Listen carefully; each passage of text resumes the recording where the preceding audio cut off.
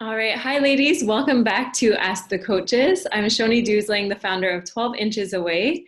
And I'm a stress management coach. So I help women liberate themselves from stress so they can get back to owning their life.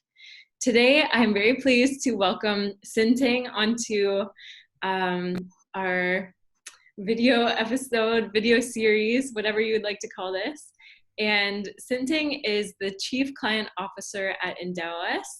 And Endowus is a financial technology company that empowers people to take control of their financial future. So welcome. How are you doing, Sin Ting?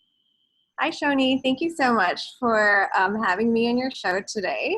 I'm sorry we couldn't do this in person, but hopefully things will get better soon. Yeah, no, this is a really good alternative. So thank you so much for doing this.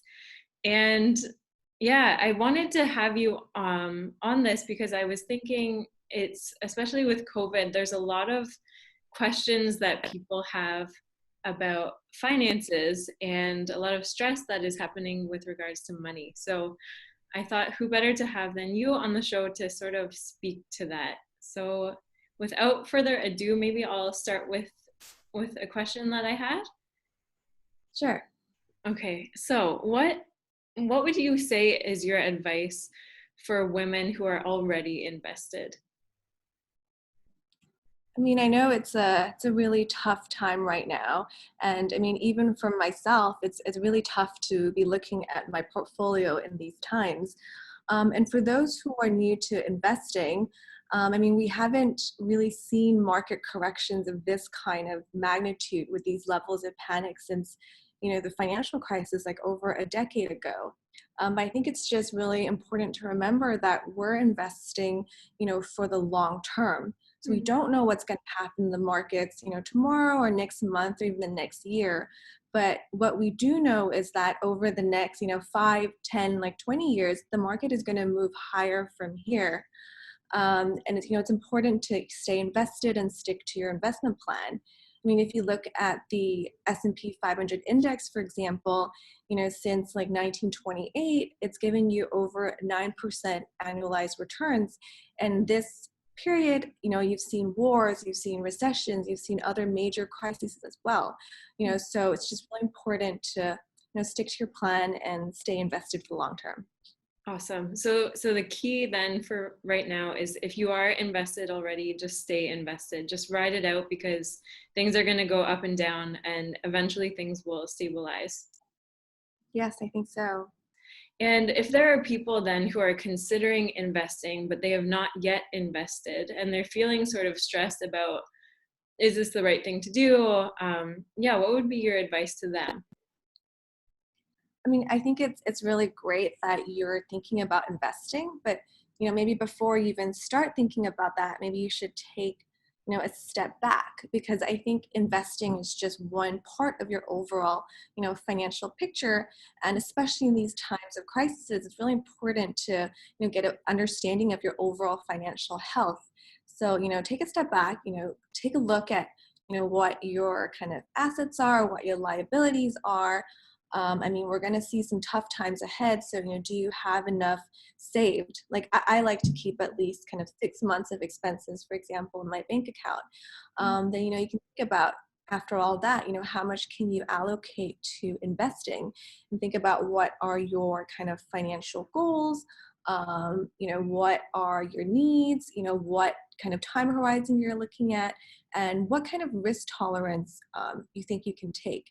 And then I think you can start thinking about, how to allocate your investment portfolio and kind of what to put into each of the buckets. That's really good advice. It's true because right now, I know that it would be very tempting to just jump in and say, well, I have a little bit of extra cash sitting around. Maybe I'll invest that. And so maybe the better thing to do is like what you said, is to take a step back, make sure that all of your bases are covered and you're actually doing okay. You have enough savings. And I think what you said about having 6 months, that's really important advice to have, is like to know how much to save before you even consider investing. Yeah. Yeah, so that's really helpful. Um, and how would you say, because a lot of women, maybe they are are married, or they're talking to other family members or friends or whoever, they're talking to people around them, and these people around them are really stressed about their finances.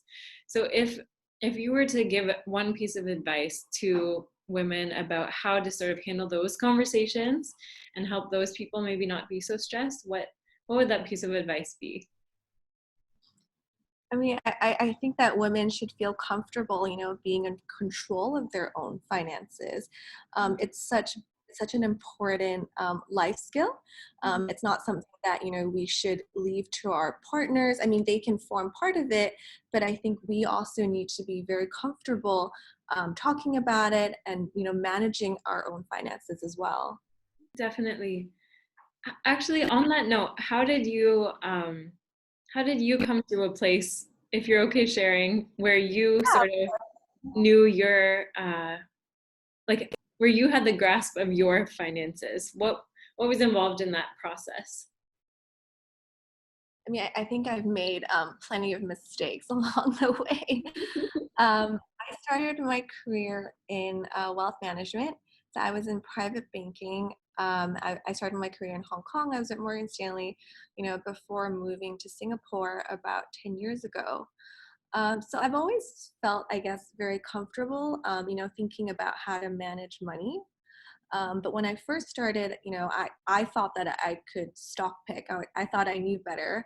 But I obviously learned my lesson the hard way. So, along the way, sometimes it takes like, losing a bit of money, I think, to kind of learn these lessons. Mhm. So right now I know that I can't beat the market. So what I try to do is just to have, my core portfolio that's globally diversified and in a low cost way. I kind of just let it do its thing. And it's where I kind of allocate like 60-70% of my money there. I try not to time the markets, and I try to, let the money work and just grow over the long term, because I know that's the way to grow your wealth.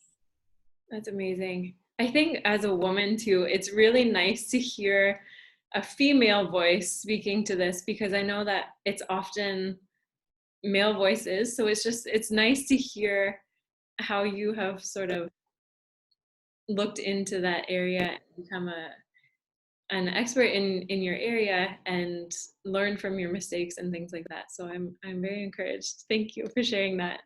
No, not at all. I mean, I'm not sure I'm an expert by any means. I'm still learning every day. But you know what? Like, women have actually proven to be better investors. I mean, we may invest less than men. When we do invest, it's been proven that actually we outperform men when it comes to investing, because, we're more patient, we're less likely to try to trade and time the markets, and we're really invested for the long term. So for women out there who are looking to start, I mean, just know that, actually turns out that we're pretty good at it. Wow, I never knew that. Good to know.